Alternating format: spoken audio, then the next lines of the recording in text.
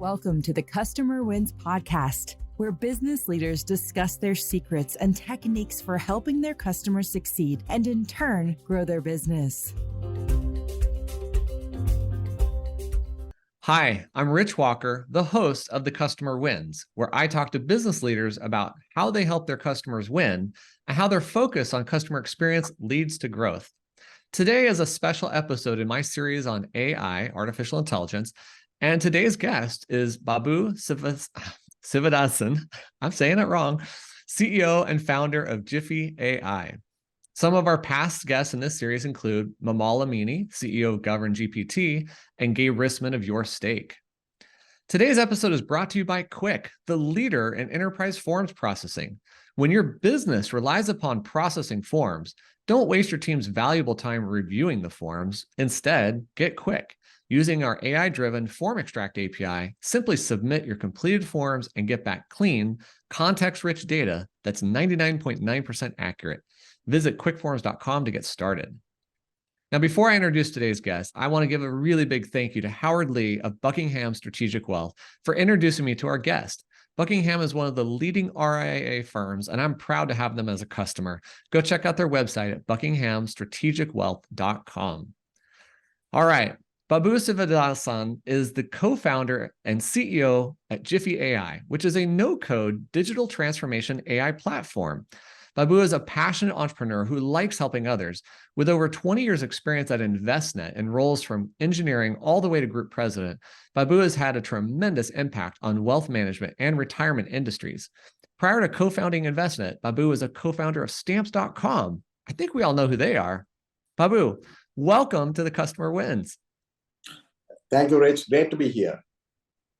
Now, if you haven't heard this podcast before, I talk with business leaders about what they're doing to help their customers win, how they built and deliver a great customer experience, and the challenges to growing their own company. Babu, let's understand your business a little bit better. How does your company help people? So we are a no-code AI platform. We refer to ourselves as digital transformation AI.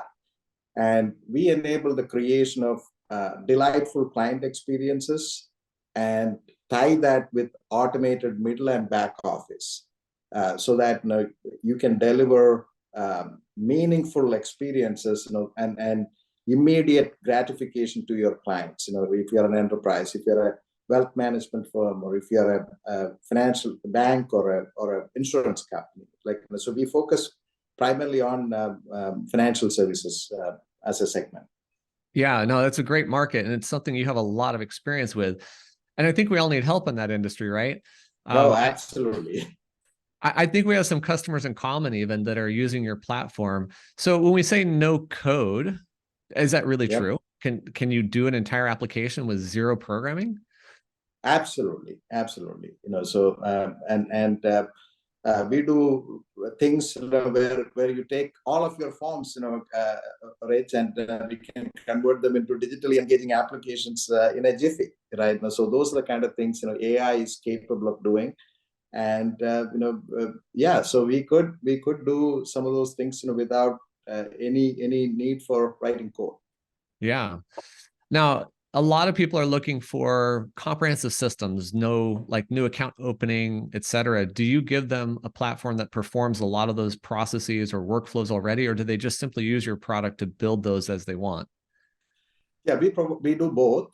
So we provide off-the-shelf capability for superior digital onboarding of clients and then servicing them as well. Like these are the two main things that we provide. But every organization has their own view into how they should be doing these things. And we also enable them to create super personalized using AI experiences. That brings delight to your clients. And makes it a good experience for them, right? So our industry, if you look at all the FinTechs that are out there, right now, that are doing extremely well. Two things that they do really well, right? One, they understand user experience really well, right? Mm-hmm. Compared to legacy, institutions, right? Because institutions were formed for a very different age, where people walked into places and signed up for things, right? And then world has moved on quite a bit, but a lot of processes are still built around those. And if you look at a bank, they would say online banking is a separate product, and to me, online banking is the product. Yeah, right? that's what I was going to say. It is the product. Yeah, online banking. That's the world that we live in, and so there is a very a different world that is emerging now, that is taking over the world, right? And we enable traditional organizations to have a fighting chance to compete in that world, to create and deliver delightful client experiences in a jiffy, right? And provide automated middle and back office that allows you, to keep the cost of doing that very, very low as well, right? Yeah. So you take human out of middle and back office. That's what you see in fintechs. They have delightful client experience and then automated middle and back office. There are no people sitting in the middle and back office fulfilling your orders or things like that. It's all automated fully, and we enable creation of such capabilities. So whether it is onboarding or servicing of your clients, so we enable that. Yeah, no, that makes a lot of sense, because those are jobs nobody really, really wants to do, nor should they have to do, when you can have systems do it for you. So does that mean that your system can communicate with lots of other fintech products that people are already using? Absolutely. So we connect with many applications. We connect with, first of all, at the bottom layer, like everybody has made investments in core systems, right? And they are great systems for what they do, which is making sure books and records are kept and making sure regulatory needs are met. So those systems have their role, right? But they are terrible at delivering consumer experience. They're terrible at being nimble, right?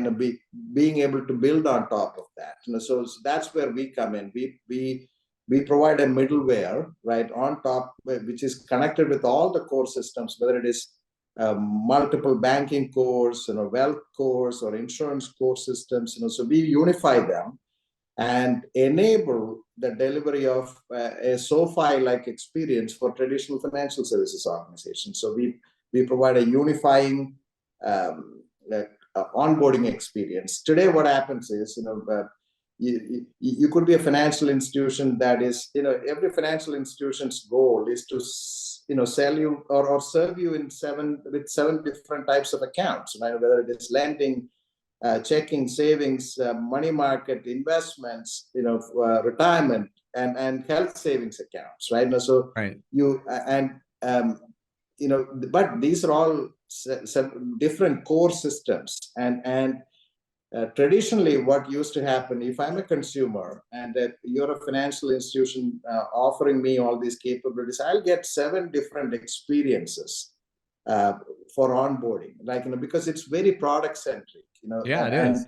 It feels like say I'm talking to 7 different companies, right? So as a consumer, and that experience has to change, and that's what modern firms do. They provide a seamless, delightful client experience, in terms of onboarding.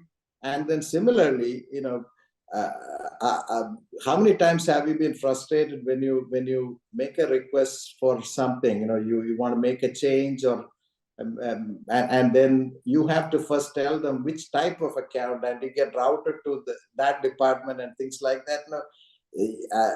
I expect my institution to know me, right? And not ask me, okay, if you press 1 for this, press 2 for this, I give up. I don't even listen to the whole thing, right? So that being able to provide a uniform service experience, and that knows me as a consumer, and being able to provide all the capability, all the services that I need in a uniform manner. That's what the consumers expect, and that's what we enable.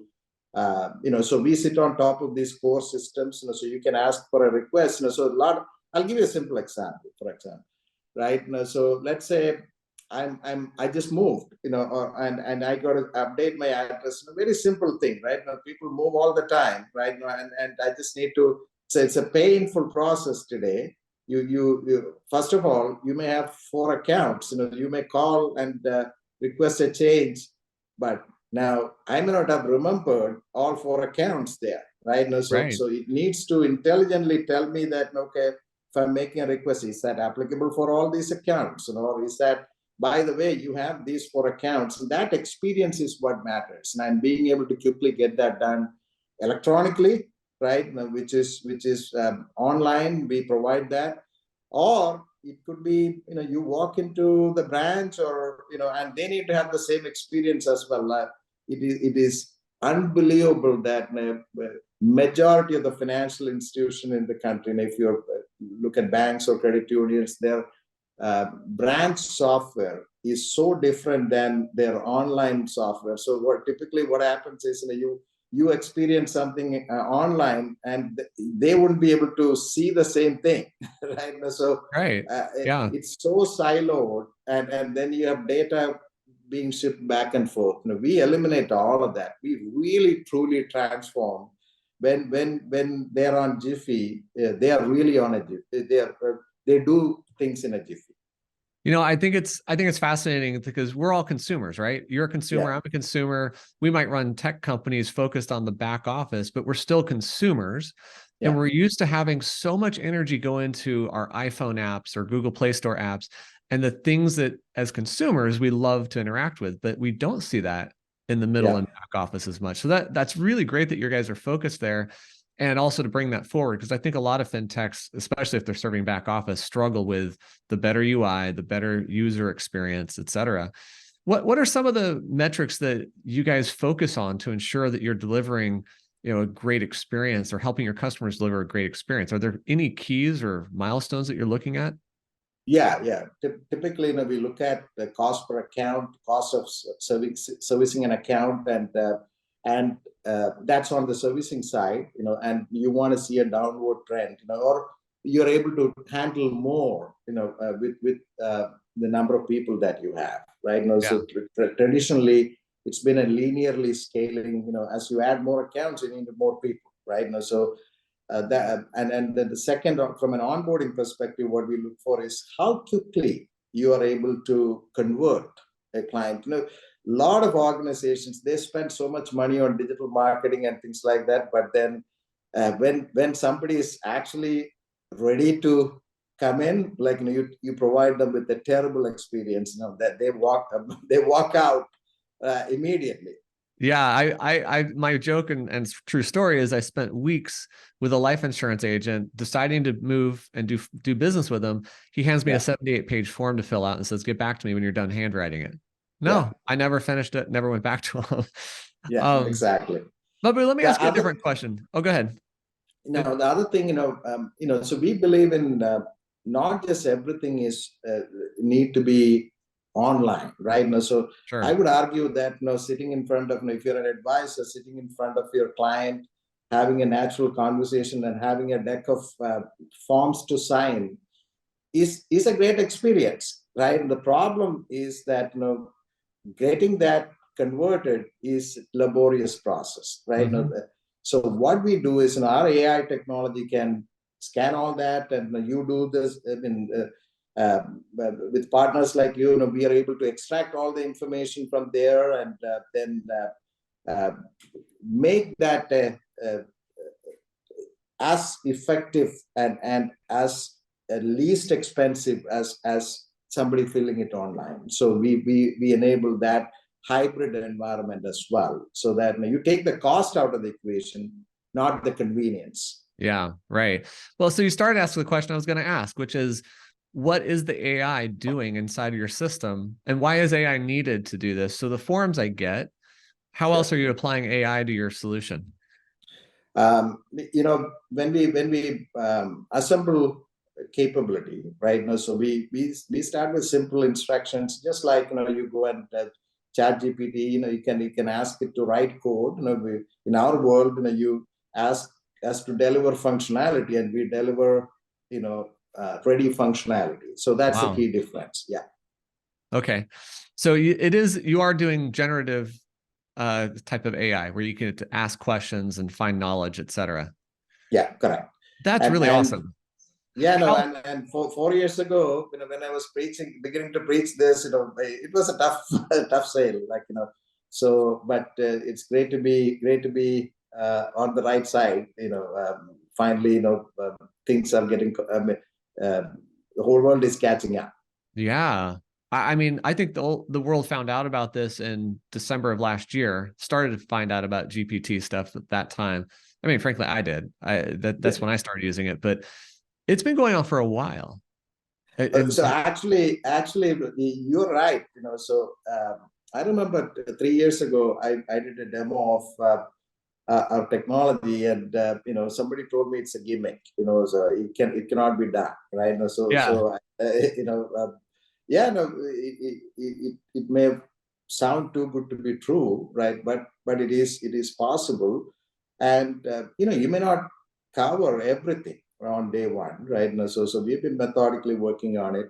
So I see a world where every piece of financial services software, for example, will be rewritten Yeah. or rebuilt using no code, right? So there isn't because these systems have been built as monoliths for forever. Like they've ran past their utility or life, and modern rebuild of the entire stack is needed, and that's where we are very, very excited about the possibility of powering not just backend, middleware, the top, the front end, the whole stack Yeah. could get rewired. And I'll tell you, my previous organization, I used to spend around anywhere between $30,000 to $40,000 for just doing an impact analysis on if I made a change from this field to this field. Right. Just not doing it. Just what is Just the seeing if you impact should. of doing that, right? Yeah. So and I know I will take the blame. That's poorly designed software where if you have a field change and that is costing you that much to identify the impact. But when you run large platforms, enterprise grade platforms, there's a lot there, right? And simple things like this could take forever to do. And those are the things that shouldn't. It should be like you should do it in a jiffy. You just make a change and you're done, right? So that is that, or the systems will tell you the impact, right? In Yeah. our world, in our platform, when you make a field change, it will tell you, this is what the downstream impact is, without having to look at the code and look at millions of lines of code trying to look for impact, because that is what typically happens, right? Yeah. And that's the exciting part. So I have a frame of reference against what I used to do versus what I do now. Yeah. I mean, we've made the decision in our company, everything going forward is going to be infused with AI, driven by AI built, whatever.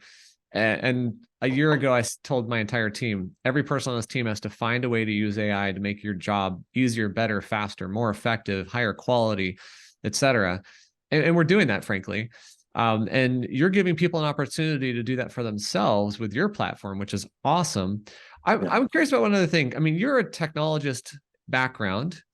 Are you an AI scientist, or have you hired those people into your firm? Or are we at a stage where you can put pieces together in your unique way and just build it? Yeah, so I'm not a scientist, but I'm a technologist. So meaning I don't have a science PhD, right? But Sure. these days, you don't need PhD for anything, right? You just lot of foundational capability. I still remember building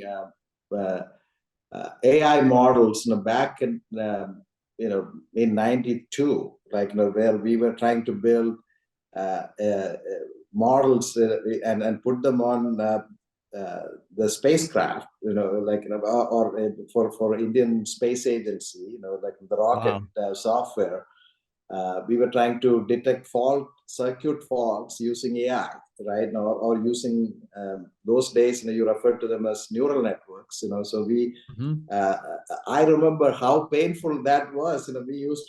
We used to look up scientific journals, and there'll be 2 lines of algorithms there, like this is how you do it. So I still remember us writing code for back propagation and things like that, where we you have no idea how it is all going to work, right? So and compared to that, today you write no software, like you deal with data, right? And then every other piece of infrastructure is available to you, right? So that's a great part of today, right? So you should be able to do a lot without needing to know every bit of the underlying algorithm and how it works and things like that. Yeah, I don't know that most people, if they haven't been in software development, they don't really understand that we build layers, in programming, 3rd generation, 4th generation. AI is a whole nother layer. And some of the things that have been automated in the past that people don't know about have existed. Writing SQL queries for your database to pull out data, that can be written for you. And I think with the advent of AI, we're just seeing so much opportunity for things to come forth through no-code platforms or low-code platforms, or just if you're building your own software, you've got assistants, et cetera. I'm curious, from your perspective, what do you think people should know about AI in order to be successful in choosing an AI-driven product? Yeah, so I think ChatGPT and OpenAI has opened everybody's imagination, right? Because there's so much that people are exposed to these days, right? So but when you see something out there, trying to figure out how that applies to our world, because there is this promises, and what goes on, what is available, but there is still a gap between how that applies to your world, how that applies to our vertical, right? And how that applies to so being able to do that translation, right, between what is possible and how that applies to our world, that is the most important thing, in my opinion. Being able to relate to how that can be applied in your industry, right? So if you look at it from that perspective, you'll find so many opportunities, and the power of you have the data, right? So if you are in a particular vertical, you have been dealing with data for so many years, you have it, you don't realize it, right? So being able to apply that and utilize that for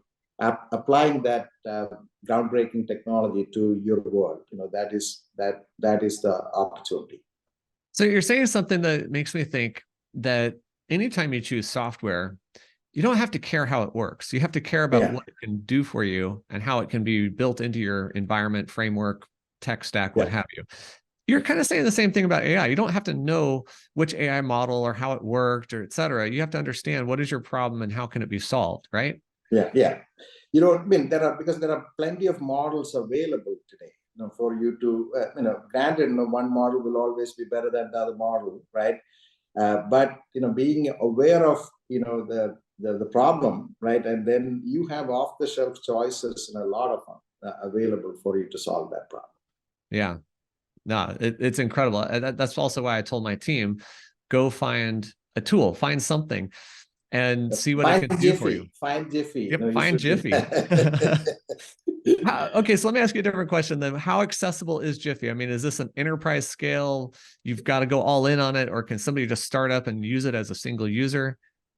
Yeah, so today we have been focused more on being the foundational technology. So can, for example, an InvestNet be built using this kind of capabilities? So that's where we are focused on, because when you really took a transformation, you have to take it all the way. That is our belief. So we've been focused more on enterprises, trying to build meaningful capability, but we allow people to start small, right? So, but it's not a per user, like, hey, you go experiment. No, that's not what we are doing today, right? Because we provide so much capability around the plumbing, integration, etc. Right? All of that. There is value there, right? There's tremendous amount of value there, and we believe we can only serve clients really well when you go all in. Yeah, yeah. I mean, that is part of the challenge. And look, from a business standpoint, you tend to make more money with bigger customers, and you have more leeway with bigger customers because they expect certain things to have, soft edges or gray area or whatever. Do you see yourself bringing a product downstream in the market and being more, I don't know, end user centric? We do see ourselves, bringing it. I mean, we are, playing in mid market today, mid and large organizations, but we do. When it comes to partners and when we build together, right now, we do see going down market. You see what I'm saying? Because we're building, today's startup is tomorrow's unicorn or tomorrow's multi-billion-dollar company, and companies are growing so very quickly, right now.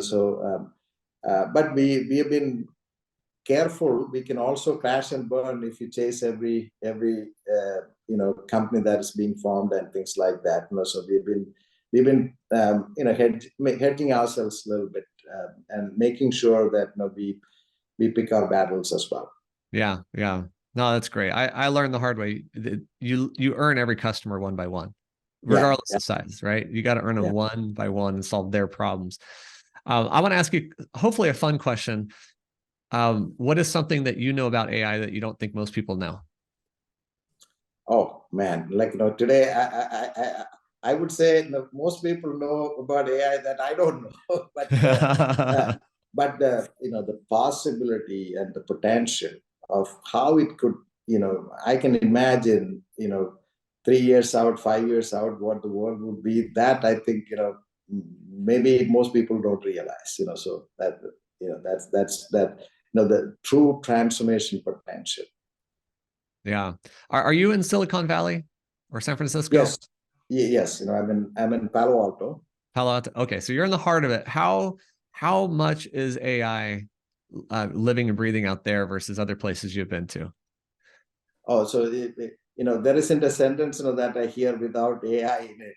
So these days, so it's the foundational fabric of the work here, right? So so much going on. I attend a lot of startup forums and a lot of entrepreneurs that you meet, and that's all you hear, right? And this time AI is for real, right? Now, I was so fascinated by AI. The moment I started working on it back in the early 90s, with deep networks or neural networks, I thought that was going to take over the world, right? But then the internet came along and e-commerce came along, and it just diverted everything in that direction. But the truly transformative potential, right now. So see, if you look at internet, and e-commerce and things like that, it doesn't fundamentally change. So instead of physically doing something, you just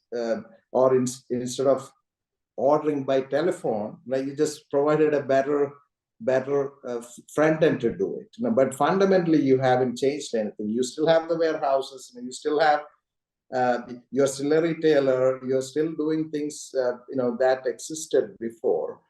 Whereas you could never imagine a mathematical model, right? A series of numbers, representing the knowledge, and that is transformative, right? You can't even figure out, all this information is in a bunch of numbers. Yeah.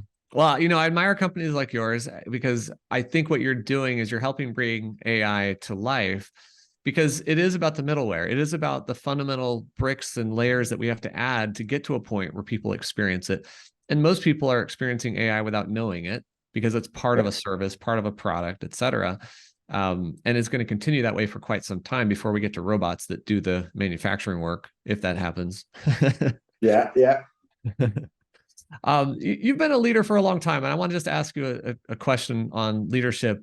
How would you inspire other business leaders to improve and create a great customer experience? What is something you think they should focus in in order to deliver a great customer experience?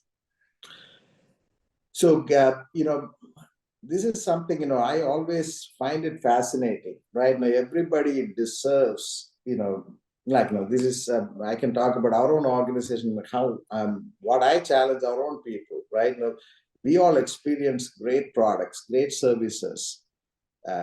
Don't our clients deserve even better, right? So would you be happy with the mediocre experiences? And when it comes to us, we have a higher standard, but then are you delivering even better standard to your clients, right? To our own clients? That is something I constantly push our teams, right? Now, our fellow entrepreneurs always ask that question, right? Now, we have two ways of doing things. One, we can do it really well, right? Other one is we can do it crappy.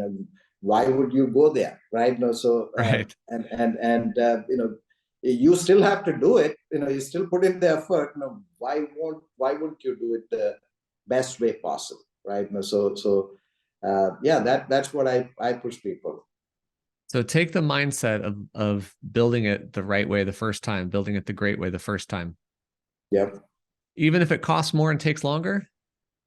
It is a fallacy that it actually costs more and takes longer. It doesn't actually. I agree, because people don't realize if you do it the bad way, you build it 3 times, not 1 time. 3 times, yes. And we all go through that. In spite of your best intentions and efforts, sometimes you still go through those. So yeah. Babu, I'm really enjoying talking to you, but we're going to have to wrap this up here. And before I do that, and I have to ask my last question, how do you want people to find and connect with you? What's the best way? Oh, easy. Babu at JIFFY.ai. Nice. Email, and I'm on LinkedIn and all other platforms as well. But www.jiffy.ai, our website. Perfect. All right. So here's my last question. Who has had the biggest impact on your leadership style or how you approach your role today? So, we lost a luminary, back in 2019, my partner for, investment as a company, it's a combination of companies, 2 companies that came together in the early stages was my company that I co-founded with a couple of others. And Judd Bergman, so we have done, we were struggling companies, came together out of necessity, right? To survive, right? And then we changed an industry from that point onwards, So unfortunately, we lost him to a terrible accident right here in the Bay Area. But I've learned so much from Judd Bergman. He was a visionary, and I learned a lot. We were so good friends. He never, when we merged, he was a bigger part of the equation, but never made me feel that always treated me fairly, and learned a lot from. We've done 17 transactions together, and a lot of things that we've done, and we built a phenomenal campus in my hometown of Trivandrum, India. Everything you do, you can put your heart into it, right? We decide, we spend so much time on picking the right tiles and right veneer for the walls and things like that. So I've been very, very impressed with and observed and learned a lot from him, and a lot of things that I apply every day. That I've learned, and it's sad, that he's not with us. He's gone too soon, right?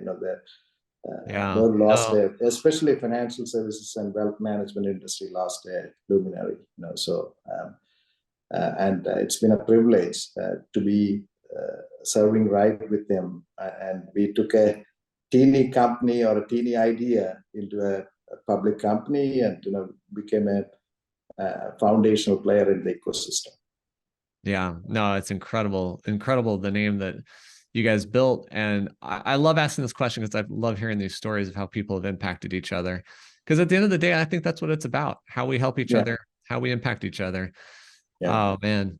I want to give a big thank you to Babu Sivadasan, CEO of JIFFY.ai, for being on this episode of the Customer Wins. Go check out their website at Jiffy, JIFFY.ai. And don't forget to check out Quick at quickforms.com, where we make processing forms easier. I hope you enjoyed this discussion. We'll click the like button, share this with someone, and subscribe to our channels for future episodes of the Customers Win. Thanks for joining me today, Babu. Thank you. Thank you very much. Thank you for having me. Thanks for listening to the Customer Wins podcast. We'll see you again next time, and be sure to click subscribe to get future episodes.